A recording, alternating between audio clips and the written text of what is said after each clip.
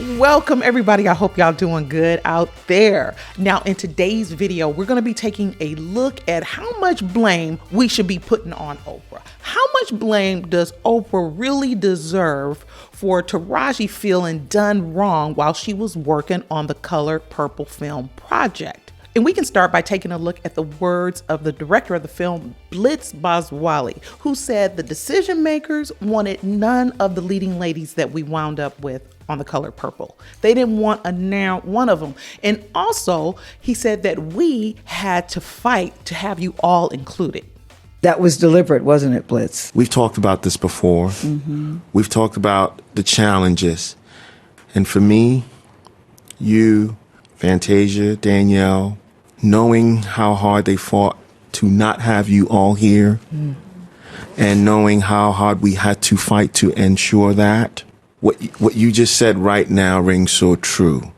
And you had to fight for this cast. You had to fight for this. Single one of them. And what was the fight for you? What was the what was the pushback? Well, first of all, it's exactly what you're saying, T, which is that, especially for black women, and I'm going to be very specific, it was like you were never here. And the fact that each one of you, every single one of you, had to audition for this role, roles that was second nature to you. Second nature, yes. Roles that no one should even question. Just the minute the name comes up, the question is, how much? How much do you have? Yes. I learned something very important here. We have to break cycles, understand that what happens here is going to be, it's going to be an example. Well, you heard him. Listening to Blitz respond this was right directly after Taraji was venting about her frustrations about pay disparities. And I think that Blitz was talking about he and Oprah fought to have these ladies take the leading roles in this film. He did make it plain that they were all rejected. Taraji's track record, as great as it is, did not sway this group of producers. And it wasn't just about Taraji, but all of these women, including the star of the film, Fantasia Barrino, and Danielle Brooks, of course. Oprah is just one of a number of producers. Oprah is actually the cast producer. Quincy Jones, Steven Spielberg, and Scott Sanders, they're the other producers. Even Alice Walker is one of the executive producers. So it's a lot of chiefs. There's a lot of chefs in the kitchen. So how much blame does Oprah really have in all of this drama that's going on? For the record, it wasn't even Oprah's idea to do the film in the first place. That was the brainchild of the producer, Scott Sanders. Oprah is more about the books than the music. I think most of us know that about Oprah. From the cast of The Color Purple, y'all please get up. Welcome the amazing cast and the one and only Oprah Winfrey. So, tell us, how did you come up with the idea to recreate The Color Purple in this way? It wasn't my idea. It was Scott Sanders who first had the idea to take it to Broadway. I couldn't imagine turning The Color Purple into a musical, having done the original back in 1985. But Scott Sanders had the vision to do that. I then joined that production on Broadway. And when Scott said we should make it a movie, I was like, how are we going to do that, Scott? And now we did it because Steven Spielberg, who had the rights to the original, when I called him and said, we want to do this now, he said yes. So yeah, we have producer Scott Sanders to thank for the remake. That's the official story from the producer side. It was not Oprah's vision. She just came along as cast producer. That's the story they sticking to, okay? And not only was doing a remake of the film into a musical not Oprah's idea, it was also not Oprah's idea to take The Color Purple to Broadway. That was, again, Scott Sanders. So Scott Sanders put both projects together. He reimagined The Color Purple being both on Broadway and made into a film. And you can say Oprah just came along for the ride because of her strong emotional attachment to the original and the book in the first place. And Steven Spielberg is the one with the rights to the film. Ooh, some people got control. And even with all of Taraji's years of experience in the biz, the majority of the producers, the decision makers in the film, saw Taraji as she wasn't even a thought for them. I'm paraphrasing the words of the director, Blitz Bazwali, as if she was never there. You know, that's cold, but this is a cold business. I did a video about that. Check that out. Because they had other actresses in mind, actresses that actually made it onto the film. Maybe I should say artists, like Halle, like H.E.R. and Ciara, maybe even Jennifer Hudson, who played Suge on Broadway. But of course, Jennifer Hudson's not available because she has her own show. And from everything I say, I would say that this is most likely the source of most of Taraji P's tears. The fact that she had to fight to get on this production to play the role of Suge, auditioning, man, amongst the untrained. Yeah, I would say that this is probably most of the source of her grief. The fact that Taraji, a seasoned actress, had to audition amongst the untrained rappers, pop stars. That's the kind of direction things are taken now with these films. It's like that. Taraji P was just like invisible for the decision makers, producers, not just Oprah. I think Oprah, I can imagine her fighting for Taraji, but who knows? Maybe there is trouble in paradise. Maybe there is a problem. But Taraji agreed to take the role. She agreed to the pay. And after the dust settled, Taraji was feeling salty, as we all saw. The first thing that Taraji was upset about was that she was a hard sell in the first place. Nobody rolled out the red carpet for her. It's just like, no. Next. That was the attitude, despite her track record. Second thing Taraji was upset about is the fact that she accepted terms that she was not happy with. And now that the work is done, Taraji's just like looking at her bank account like, oh, it's supposed to be another zero here. I mean, I put in the work. You know what I mean? I put the work in so that I could have a voice, so that I could say no, so that I could fight for those coming behind me. That's all the work I did.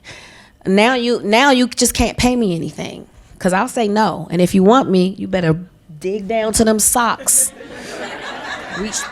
I just want to be 10 toes down on an island somewhere. You know, because I'm the fight, you know. As a black woman, you know, we do it with so much grace and get paid half the price of what we're worth. And that becomes difficult. And it's a slap in my face when people go, oh, you work all the time. Well, bitch, I have to, because the math ain't mathin'. I wish I could do 2 films a year and relax the rest. I wish I had it like that. So because you see me working so much, I got to. You know, big bills come with this shit we do, okay? I don't do this alone. It takes a team. And they want to get paid for their work, as they should. So when you hear somebody making, oh, they made $10 million on this movie, well, you know Uncle Sam going to get 50% off the top, right? And then you got to pay 30% or however much you pay your team. So you really haven't made $10 million. So that's why that Benjamin Button story hits so hard, because all I was asking was for $500,000. I wasn't trying to take nothing from Brad Pitt or Kate Winslet, Blanchett. They deserve to earn what they get because they work their asses off for it. I so too worked my ass off. And at the time, I couldn't say no. I didn't have any power because they would have been like, next. But I saw the bigger picture and I had to check my ego. I want my money now. Well, just like we said before, you use those roles and let them transform you so that other people can be transformed. And you've used that story to help transform things for other black women in this industry and other women in this industry and other people in this industry in general. Yeah, but it's still not mathing. It's still not mathing, and I'm really getting tired of black women having the same story. It's breaking my heart. Like 20 plus in the game, it breaks my heart. It's like every time you achieve something really incredible, it's almost like the industry looks at it as a fluke. Like, that was like some one-time thing. So you fall back to the bottom and you gotta negotiate and fight tooth and nail to get what you made the last time. Where's my raise? I haven't seen a raise in my income since Proud Mary. And almost had to walk away from Color Purple. What? Yes, ma'am. Okay, yeah. So technically, Taraji wouldn't have been walking away from the gig. There was a refusal by the other producers to cast her. I would be looking at Quincy Jones and Steven Spielberg. So the producers agreed to take on Blitz Boswali as the director. It was almost like a unanimous decision from everything that Oprah said on the Jennifer Hudson show. They just were like, what are we talking about? It was just like, this is a no-brainer. What are we even talking about this for? It's him. He is the man as far as the big chiefs, the big guns were concerned. And Blitz, as a director, along with others, who knows who those others are, fought to have these ladies on the film as leading ladies, Taraji, Fantasia, and Danielle, and to also get them paid, to get them some real paper. Because again, they didn't want them, with the exception of Fantasia Barrino. That's a little different. Fantasia actually needed to be persuaded to step into the role. She was first asked by, again, producer Scott Sanders, the man that brought the film to Broadway as a musical. And Fantasia has not been complaining. Not saying that there aren't complaints, but even with that, Fantasia, they still had to jump through hoops. I guess auditioning is kind of jumping through hoops, but this is a big budget film, $100 million, and these investors, they want their money back. I've read comments from people saying that Taraji P Henson looked like she was unhappy during the entire press tour. I wouldn't say that, but she definitely had things on her mind, and I know she was reflecting because she had to fight, and I understand that's gotta hurt making it to some kind of level with your career when you're an artist like that, a trained actress with so much success under your belt, and it's like they feel like they can just replace you with anything, but there was no replacing because she was not even considered. Man, I would walk away. Well, all of this drama did not hurt them. On the initial opening day at the box office, The Color Purple exceeded expectations. They didn't have the expectations of like a Wakanda Forever or Black Panther. This movie is not, man, putting a happy face on that story is something else. This all makes me think of the excitement around the Black Panther movie. That was just like some excitement. And Taraji, that she accepted this work. It's kind of amazing now. But I've talked about this in other videos, and I will follow up this video. Until I see y'all the next time, please check out my other playlist, and y'all keep living your life like it's golden.